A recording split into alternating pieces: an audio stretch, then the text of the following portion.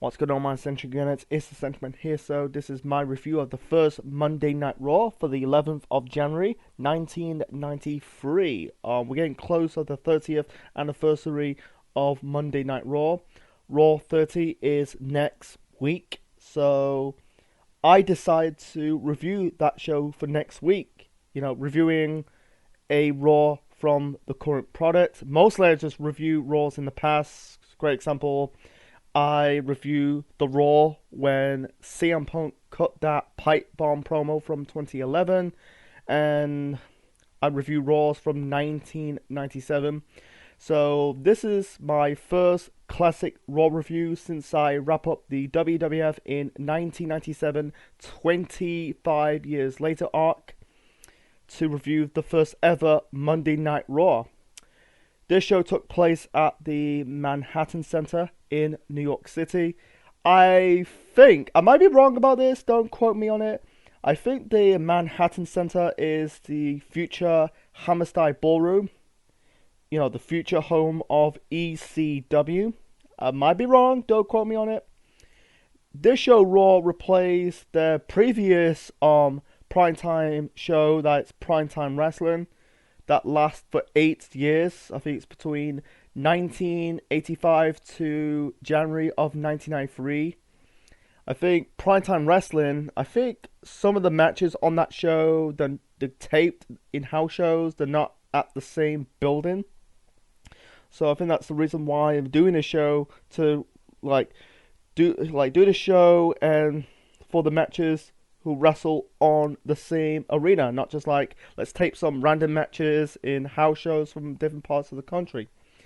Anyway, so it starts with Sean Mooney informing Bobby the Brain Heenan, not really part of the history of Monday Night Raw. This is his last year for him until he go to WCW and be their color commentary for WCW's their flagship show, that is Nitro. Anyway, so Sean Mooney informed Bobby the Brain Heenan that he's been replaced by Rob Bartlett. Anyway, that's about the commentary team for the show. So the commentators for the first Monday Night Raw, we got Vince McMahon, Macho Man Randy Savage, and Rob Bartlett. So Vince is, you could say he's a good commentator. Not a great one, but a good one in that time period around the 90s before he became the Mr. McMahon character. After the Montreal Screwjob at Survivor Series. Macho Man Randy Savage is not really a wrestler. He is a wrestler, but he's not a commentator. Fuck up my words. I almost called him, he's not a wrestler, he's a commentator, but he's a wrestler, not a commentator. I think that's one of the reasons why he's leaving the company the following year in 1994 to go to the competition, that's WCW. Rob Bartlett, don't know, not going to get into it. So that's the commentators for this show: Vince McMahon, Randy Savage, and Rob Bartlett. So anyway, WWF doing the 3-man commentary team before WCW's doing it. WWF right now, the WWE, always doing 3-man commentary teams. Sometimes it doesn't work. I think it kind of worked in the 90s, in the between 96 to 97, I think, with Vince, Jim Ross, and Jerry the King Lawler. And then they're better off doing a 2-man commentary team. I think WCW were doing a 2-man commentary team at the time with Jim Ross and Shivani, and at this moment in time, Shivani, Jim Ross, my apologies, ended up leaving the WCW to go to the World Wrestling Federation. And yeah, I think it's between around early 90s. I think it was Bischoff and Shivani, I think, or Bischoff and Cardle. Was it Bob Cardle or Gordon Soley before Bobby the Brain Heenan arrived in 94? I'm not really sure, man. Anyway, so that's the commentary team I talk about, the first segment of this first ever Raw. So let's talk about the first ever match of Monday Night Raw. The first ever match on Monday Night Raw We got Yokozuna with Mr. Fuji in his corner, taking on Koko Beware. You can tell these wrestlers who wrestled in the Hulkamania era, they end up leaving the company in the next year or two to go to WCW. You don't see guys, who's not part of the history of Monday Night Raw, like Koko Beware and Gene Okerlund.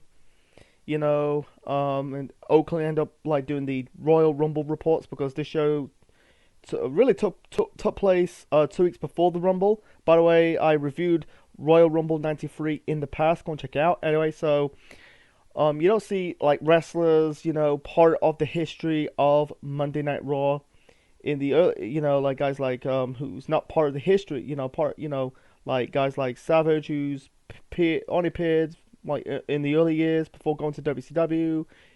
Oakland left the company, Heenan left the company, Koko Beware is not part of the history of Raw. You could tell like this is the beginning of the end of the golden / Hulkamania era of the World Wrestling Federation before becoming the new generation era.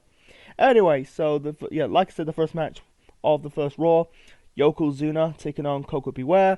This is a glorified squash match. Building up Yokozuna because he's the future Rumble winner and also future 2-time World Wrestling Federation champion. He beat that, he beats, just basically beat, I think Koko Beware had some of the offense, but Yokozuna got the victory, hit Koko Beware with the bonsai drop for the win, and that was it. Then there's one segment about the brain. This is taped, by the way, because really the story arc of this Raw is Heenan trying to get in the building for the first Monday Night Raw. Anyway, so Heenan is putting over the Narcissist, and spoiler, the Narcissist is Lex Luger. He kind of put him over, like, he's physical, he's stronger, physical and mentally that you ever imagine. He said like, you can't, Da Vinci can't, like, catch this on a canvas. You can't sculpt, the qualities with marble. Because he's like this buff, muscular man. And he said like, to perfect that, comparing the Narcissist, I think he says comparing perfect to the Narcissist is like comparing ice cream to horse manure. Anyway, he announced that he's gonna, debut. The Narcissist is gonna debut at the Royal Rumble, and that was it. Like I said, you have to watch my review of Royal Rumble '93 for more information. So, Lex Luger as the Narcissist before become the good old USA Lex Luger.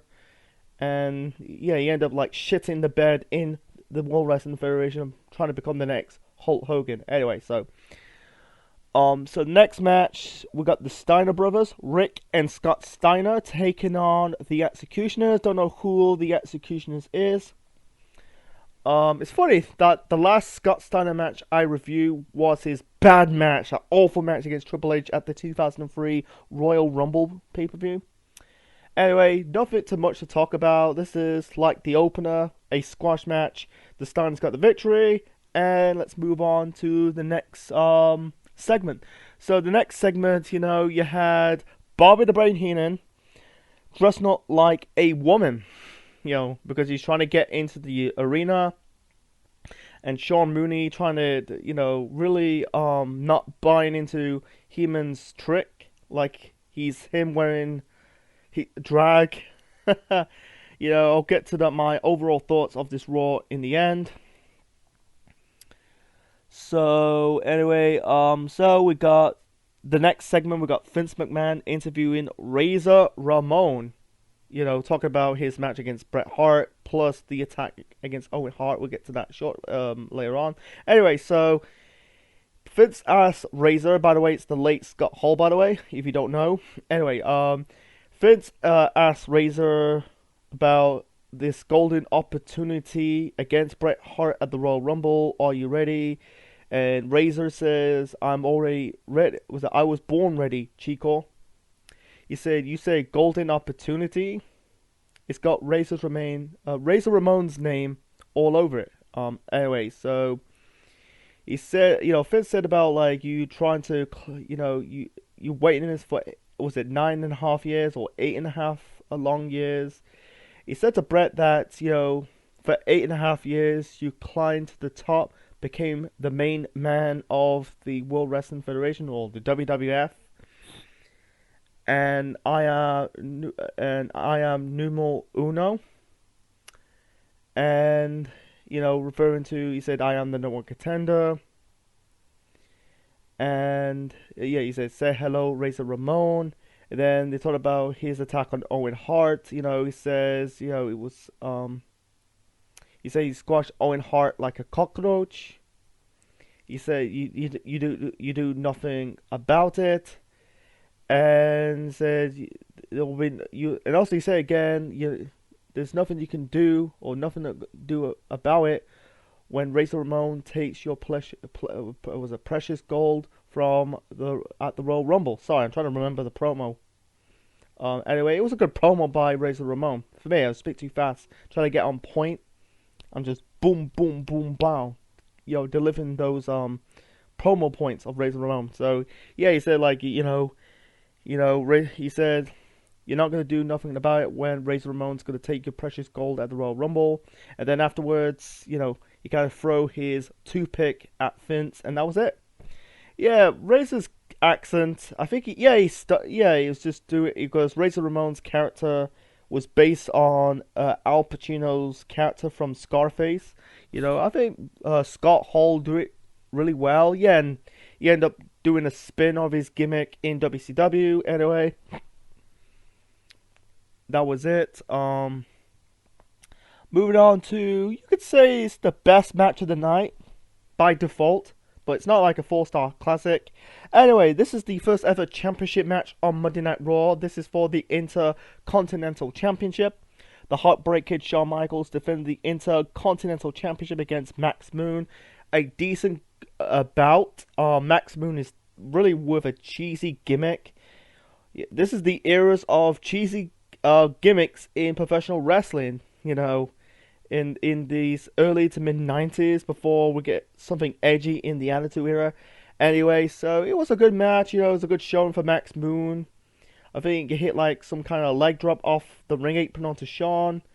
In the end, Shawn hit the it was fast paced. Then Shawn got like the heel work, the rest holds, and then Max Moon got his comeback back, started for his comeback, And then in the end, Shawn hit the he's at this moment in time, it wasn't really called the switching music. He just hit him with the super kick and hit Max Moon with a back bottle drop for the win. Yeah, he didn't hit his trademark switching music yet. That'll be years later. But anyway, Shawn retains the Intercontinental title. Like I said, decent match. Wasn't a 4-star instant classic. It was a good match. I give it like 3 stars. And then we got the final segment for Bobby the Brain Heenan and Sean Mooney. You got Bobby Heenan dressing up like a rabbi, those Jewish priests. Anyway, so he said to Sean Mooney that he wants to see his nephew, and then his beard keeps moving, and he's not buying into Bobby the Brain Heenan's bluffing, his bluffs. So it's really good. Bobby the Brain Heenan's entertaining, like whether it's in the 80s into the in the 90s. This segment, he's a good entertainer, man. Heenan. I kind of like it. It's funny. Anyway, so moving on to technically the final match of the first Raw. We got The Undertaker taking on Damien Demento with Paul Bearer in the corner of The Undertaker. Anyway, this was another squash match. Undertaker hit Damien Demento in minutes, hit him with a Tombstone Power Driver for the win. And then we got this main event segment. You had Vince McMahon interviewing Doink the Clown. I forgot to mention this in the I think it's in the Steiner's Executioner match and Shawn versus Max Moon for the Intercontinental Championship. Doink was in the crowd. Doink was wearing a sling. I don't know if that was a work or he's actually injured his arm at the time. I'm not too sure. By the way, Doink is the first. It's actually Matt Bourne. Yeah, Matt Bourne. Matt Bourne is the first Doink. But this was his last year for of Matt Bourne as Doink because he get fired at the end of the year, and the Doink characters will be ruined. I'll get to the death of Doink when I review Survivor Series 93. That'll be probably in November of this year, so you have to wait until November to find out. Anyway, so Vince informed Doink that, about Crush's warning towards Doink that, he's making children cry, and Doink says it's not their fault if they got a sense of humor. When he says when I'm happy, that's fine. I'm trying to remember the promo. Like I said, if you watch my videos all the years, I said I got learning difficulties. Sometimes because I don't remember things. Sometimes when I remember like a dialogue of a movie or a TV show or a wrestling promo. So he said what I do it. That's all it matters. I think he says. Anyway, so. Like, he said, like, if Crush was there, he'll be crying, I'll be happy. And then out comes Crush. Crush, like, he's with bleached blonde hair. It's really the last time we, talk about Crush, he got, like, laid out by Kane. That was his last, appearance for the World Wrestling Federation before go to WCW and blah, blah, blah. Yeah, because he left because of the protest of the Montreal Screwjob, because at the time he was the leader of the Disciple of the Puppets. Anyway, so at this moment in time, Crush was on his own, because at this moment in time, the Demolition, my apologies. Demolition left the company. He's on his own. This before his feud with Macho Man Randy Savage. Anyway, he said to Doink that, if he touched anybody, I don't know why he said that, he said, like, if he touched anyone with his stupid pranks, he's gonna wear casts with both arms and both legs, and then Doink spray Crush with the water pistol, then they chased around. I said to myself, what this garbage is, why you put it in a main event segment, and then afterwards, Sean Mooney informed Bobby Heenan that he's allowed to go in the building, and that was it. What the hell? Yeah, I don't understand why they did this. I wish they put it somewhere like in the middle. I wish they really put the Intercontinental title match in the main event, and put this segment between Crush and Doink in the middle portion of the show. Anyway, my final rating for this first Monday Night Raw. Overall, I give it a 6 out of 10. Looking at it in a 2023 standpoint, people not all, but some people will sugar glass it, put in a high ceiling. This is a perfect show, and to be honest, it's not a perfect show, but at the same time, it wasn't terrible. It's an okay show because it's a historic show, but like the two things in the good for me, I'm gonna put is Bobby the Brain Heenan because of his shtick trying to get into the building, and plus the Intercontinental title match between Shawn Michaels and Max Moon. Because at the time Shawn was a heel. Anyway, besides that, nothing the okay, but there's nothing. It's nothing perfect about this show. There was too many squash matches because at the time Raw was a 1 hour show. Then they moved it up to the 2 hours. Right now we're in the 3 hours. It's been in the 3 hours for 11 years. I wish they get rid of the 3 hours and go back to the 2 hours. I don't think they'll go back to the 1 hour. It will never going to happen. Anyway, so nothing in the bad. There's nothing much. There's it's not perfect. Like, you got too many squash matches. Like the opener, Yoko versus Coco Beware. You got you had the Steiner's Executioners. My apologies. That's also another squash match, and also the main event match. Undertaker, Damien Demento was also another squash match. So, and plus this whole thing with Doink and Crush, to end this show, this historic show. I wish they, in my opinion, just like I said, just put it in the middle portion of the show, but not in the main event. And then Bobby Heenan, managed to be on the show, but it ended. So I wish they like filmed this scene, like Bobby the Brain Heenan. By the time he's managed to get in the building, the show's finished. He was disappointed, but they never did that. So that was a bit of a letdown. But besides that, not like I said, not a terrible show, but at the same time wasn't perfect. It was an okay show. 6 out of 10 for me. It's a fair rating. So anyway, folks. So what's your thoughts on the first Monday Night Raw? So that's my review of the first Monday Night Raw for the 11th of January 93. Like I said, leave your thoughts in the comment section below, smash the like button, click the like, click the bell, subscribe to the Central Man Network on YouTube, be part of the Central Unit for more wrestling videos and more, and stay tuned for next week when I review Raw 30. And this is the Central Man officially signing out.